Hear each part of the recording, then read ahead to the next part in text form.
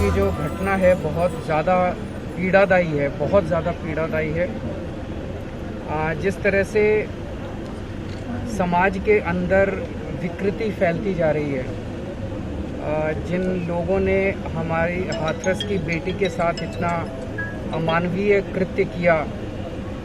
उसके साथ बलात्कार हुआ और फिर उसकी रीढ़ की हड्डी तोड़ दी गई, उसके साथ अंत में उसकी बेचारी की जान चली गई।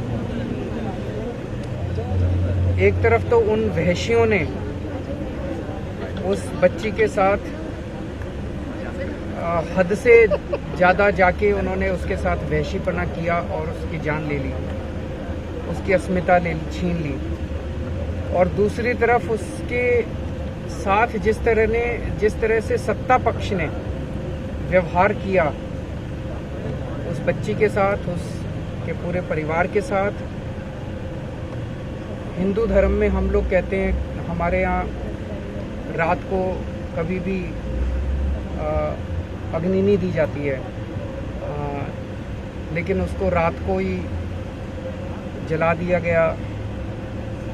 धर्म के हमारी रीतियों के खिलाफ उसके परिवार को उसके अंतिम दर्शन तक नहीं करने दिए गए, उसके परिवार से बच्ची को छीन लिया गया। जिस तरह से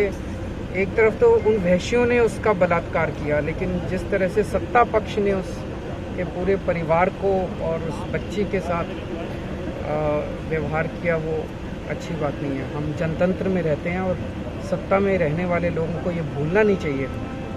कि वो इस देश के मालिक नहीं है, वो जनता के सेवक। पूरी घटना में डीएम परिवार वालों को धमकाते भी दिखे, फिर ये बहुत किस तरह अंतिम संस्कार नहीं करने दिया गया, ये चीजें भी हो रही हैं। उस मेरे ख्याल से यूपी सरकार कुछ छुपाना चाहती है, इसलिए जो राहुल जी के साथ हुआ, प्रियंका जी के साथ हुआ, जो कांग्रेस के सब कार्यकर्ताओं के साथ हुआ, और जिस तरह से वो जो डीएम और सबके स्टेटमेंट आ रहे हैं, तो उससे साबित हो रहा है कि यूपी सरकार कुछ छुपाना चाहती है।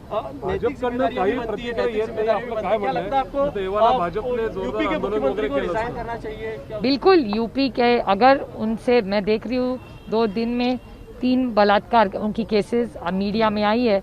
और वहाँ के जो